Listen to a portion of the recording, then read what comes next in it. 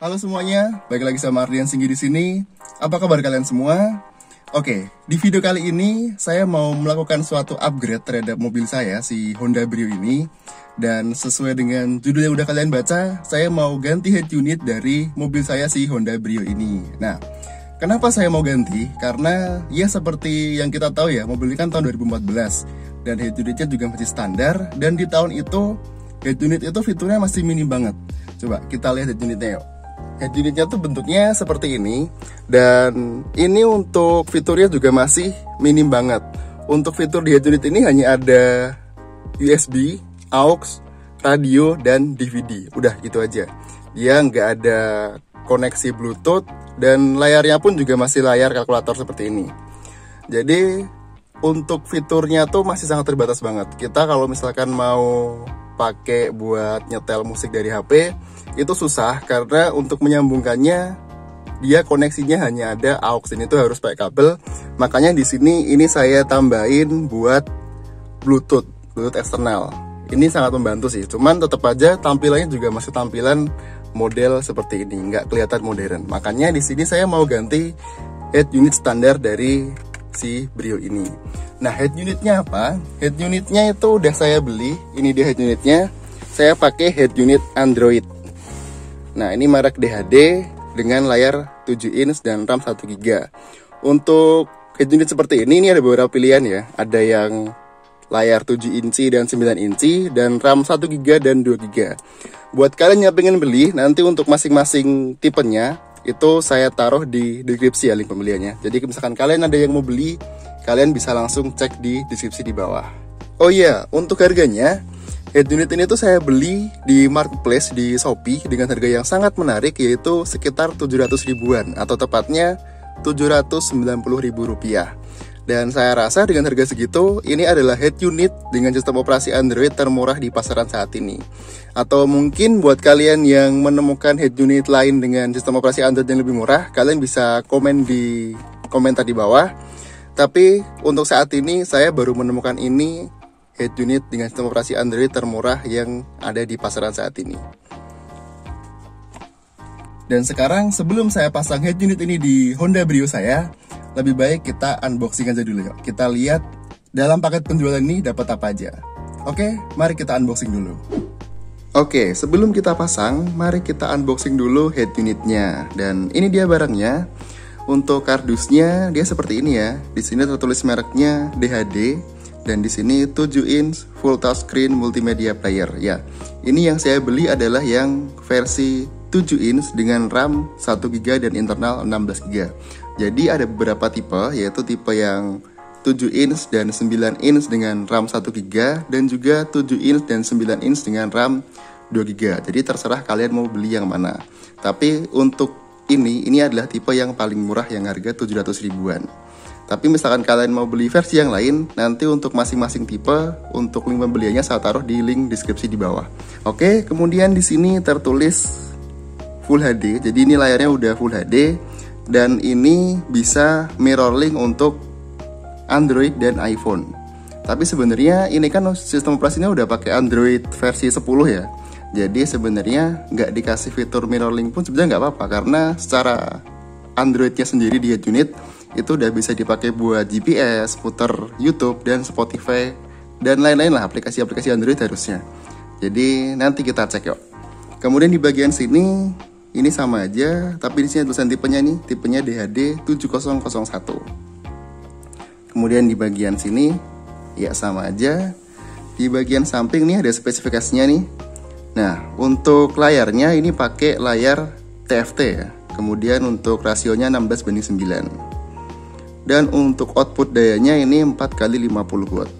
Ya, nanti kita coba aja gimana performa suara dari head unit ini. Nah, langsung aja kita buka isinya apa aja yuk. Oke, ini isinya. Yang pertama di sini ada kabel-kabel. Ini satu paket ya kabel-kabelnya, sekaligus ini ada antena untuk GPS. Kemudian di sini ada bracket buat masang head unitnya sama baut-bautnya. Dan di sini ada apa ini? Oh, ini kartu garansi dan petunjuk pemasangan dan penggunaan. Oke, sekarang kita buka yang terakhir. Di sini ada head unitnya. Ya, ini di head unitnya, kita buka dulu coba ya.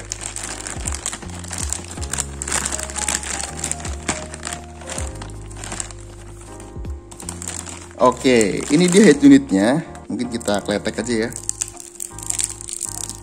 Wah. Nah, ini dia head unitnya. Ini udah full glass ya. Dan di sini ada tombol-tombol sentuh buat matikan, terus home, back, volume up dan volume down. Di sini ada mic-nya. Udah sih, modelnya tipis gini aja. Dan di sini ada soket-soketnya.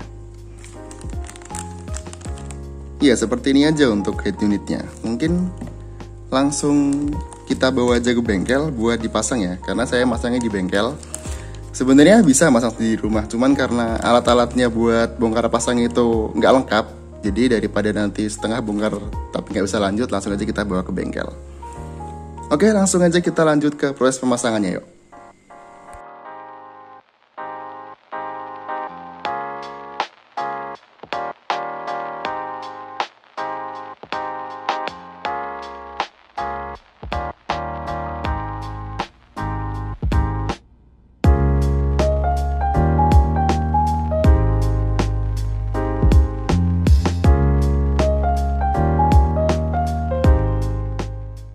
Oke, sekarang kita udah ada di bengkelnya.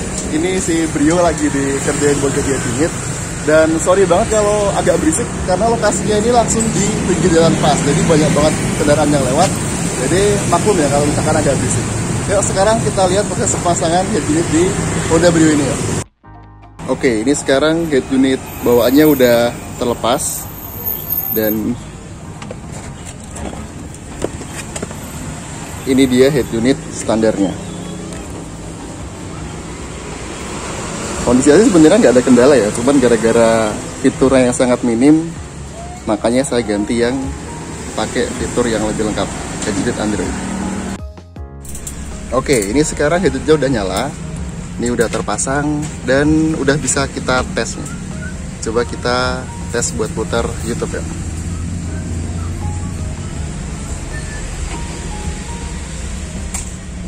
Kita cari yang no copyright biar nggak kena copyright.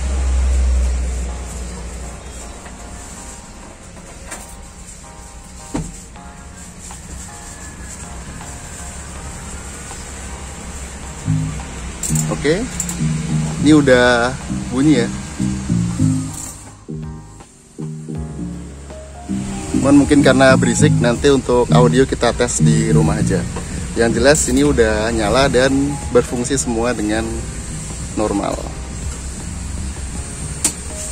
Kita backup. Dan untuk fitur-fiturnya ini juga lumayan ya. Ada YouTube, terus car setting, ini udah ada equalizernya juga, jadi bisa di setting equalizernya. Ya sekilas inilah, lumayan lengkap lah kayaknya fiturnya nih. Nanti untuk review lengkapnya kita tes waktu di rumah. Oke, sekarang saya udah jalan balik nih, udah OTW balik karena tadi bengkelnya tuh udah rame banget dan ya udah selesai juga. Nanti ini langsung aja kita bahas ketika udah sampai di rumah aja ya. Dan ini juga udah terpasang, ini udah nyala dan sekarang OTW balik dulu aja. Oke, langsung aja kita ke rumah dulu yuk. Oke, sekarang saya udah sampai di rumah. Dan mari kita bahas apa saja fitur yang ada di head unit Android yang barusan saya pasang di mobil saya si Brio ini. Yuk kita langsung lihat aja ke dalam. Oke, sekarang kita udah di dalam mobil. Dan untuk head unitnya ini dia. Yuk mari kita nyalakan dulu. Nah, ini sekarang udah nyala. Dan untuk tampilan home screen-nya dia seperti ini ya. Di sini ini ada beberapa shortcut. Yang pertama ini ada Maps, kemudian Music, Bluetooth, dan di sini ada radio. Kemudian di atasnya ada jam dan tanggal. Kemudian untuk di bagian paling atas di sini ada tombol buat back. Di sini ada buat lihat aplikasi apa aja yang habis dibuka. Ada jam lagi, icon-icon, dan juga tombol buat home screen. Tapi ini semua sebenarnya bisa dioperasikan dari sini karena di sini ada tombol navigasinya. Kemudian kalau misalkan kita geser, di sini muncul menu utama. Kebetulan untuk head unit ini tadi udah saya setting ya, dan ini udah saya install Spotify. Sebenarnya belum ada, tapi karena ini sistem operasinya Android, jadi bisa kita installin aplikasi-aplikasi untuk Android. Jadi ini udah saya install Spotify dan lancar. Kemudian di sini bisa buat YouTube, bisa buat internet pakai Google Chrome. Di sini ada Google Maps. Nah, di sini juga ada equalizer. Ini tampilan grafik equalizernya, ini udah saya setting ya, dan suaranya pun juga lumayan. Nanti kita coba. Kemudian kalau kita geser, di sini ada menu untuk setting aja sih. Kemudian bisa juga untuk phone link. Nah, ini buat mirroring dari HP Android ataupun iPhone. Kemudian kita coba suaranya yuk. Kita buka YouTube. Nah, untuk kecepatan dalam membuka aplikasi, ini head unit meskipun RAM-nya hanya 1 GB, tapi ini tergolong responsif ya. Dan ini oke banget untuk sebuah head unit, karena dia ada loadingnya, tapi loadingnya pun juga masih cepat. Dan ini oke sih untuk sebuah head unit yang harganya pun hanya sekitar 700 ribuan. Sekarang kita tes suaranya yuk. Kita pakai musik yang no copyright, biar nggak kena copyright. Ya, kita play.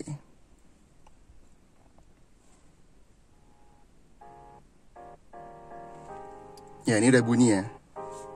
Di mobil ini hanya pakai speaker standar yang ada di keempat pintu, yang nggak ada tweeter ataupun tambahan subwoofer. Ini hanya bener-bener pure speaker standar. Kita kerasin dulu yuk.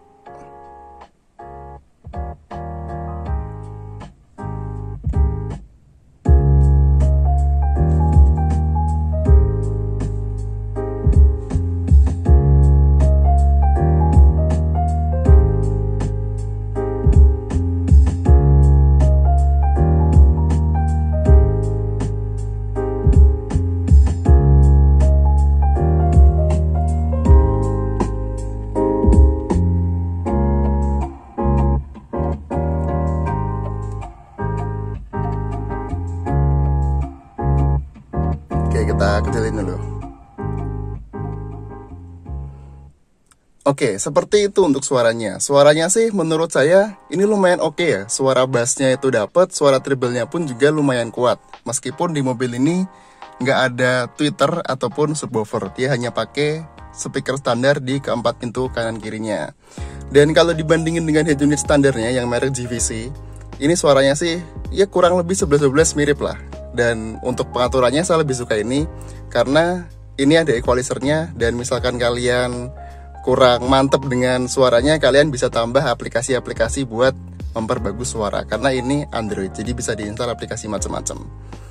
Oke, sekarang kita back dulu, terus kita tes. Nah, kita coba radionya ya.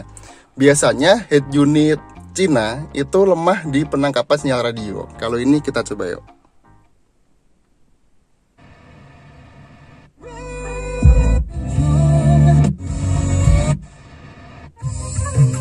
Ya, untuk sinyalnya ini bagus. Padahal untuk antena di Brio ini saya taruh di bagian paling bawah ya. Ini nggak saya naikin, tapi untuk suaranya, radionya ini sinyalnya bisa ketangkep dengan lumayan jernih. Dan sengaja nggak saya putar lama-lama ya, takut kena copyright karena isinya lagu semua. Kemudian kita coba untuk GPS-nya yuk.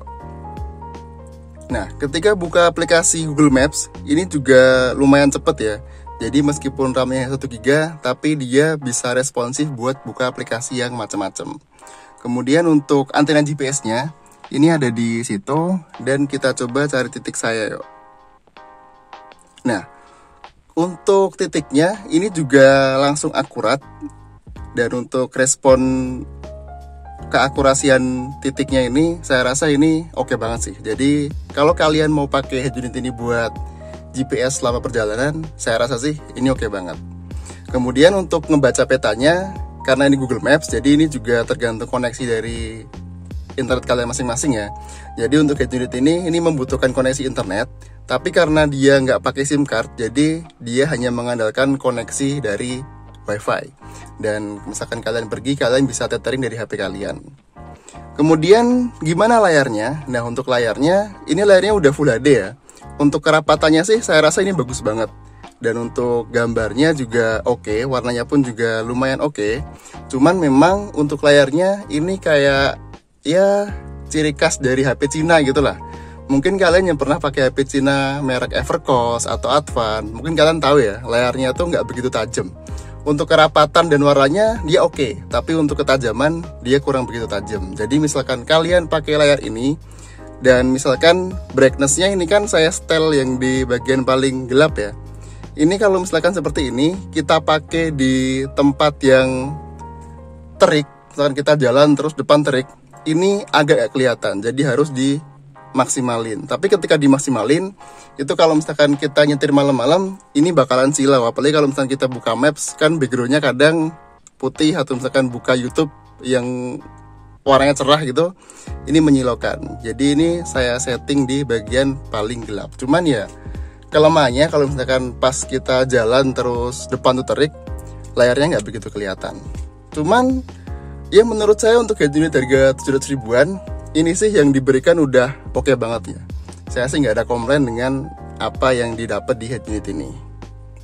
Kemudian buat kalian yang bertanya, Bang, kok lampunya di tombol navigasinya nggak nyala ya? Tenang, ini bisa nyala kalau kita nyalain lampu senja. Nah, dia bakal nyala, warnanya putih seperti ini. Nah, untuk warna di tombol navigasi, saya nggak tahu ya ini bisa diganti atau enggak. Saya juga belum otak-atik. Mungkin kalau misalkan bisa diganti warna orange senada, itu bakal lebih cakep ya. Dan misalkan kalian ada yang punya head unit seperti ini, coba komen di bawah cara gantinya seperti apa. Karena kemarin saya coba cari belum ketemu dan saya belum otak-atik lagi. Misalkan nanti bisa, nanti bakal saya update di Instagram saya. Jadi overall untuk head unit ini saya rasa sih ya worth it banget ya. Dengan harga yang gak seberapa, bahkan bisa dibilang terjangkau banget, tapi yang kita dapat tuh banyak banget. Jadi untuk head unit ini, misalkan kalian punya budget yang terbatas dan pengen head unit Android yang fiturnya lengkap dan kualitas suaranya bagus, saya sih bisa rekomendasi ini. Karena ini juga head unit Android yang paling murah di pasaran. Oke, mungkin untuk video mengenai update head unit Android di Honda Brio saya cukup sampai di sini dulu ya. Dan buat kalian yang suka, jangan lupa untuk like video ini dan jangan lupa pula untuk subscribe channel saya agar kalian selalu dapat info mengenai video baru dari saya. Nah, mungkin untuk kedepannya saya juga akan upload beberapa video baru mengenai barang-barang menarik seperti ini. Jadi jangan lupa untuk subscribe dan nyalakan lonceng untuk dapat notifikasi apabila saya upload video baru. Dan cukup sekian untuk video kali ini. Sampai jumpa pada video berikutnya dan see you! Oke, sedikit disclaimer mengenai video baru nanti yang akan tayang setelah video tentang head unit ini, yaitu video mengenai kamera mundur. Tapi kamera mundurnya ini cukup spesial karena garisnya bisa belok mengikuti putaran arah setir kita. Dan harganya pun juga sangat menarik karena hanya sekitar 100 ribuan. Oke, nantikan videonya.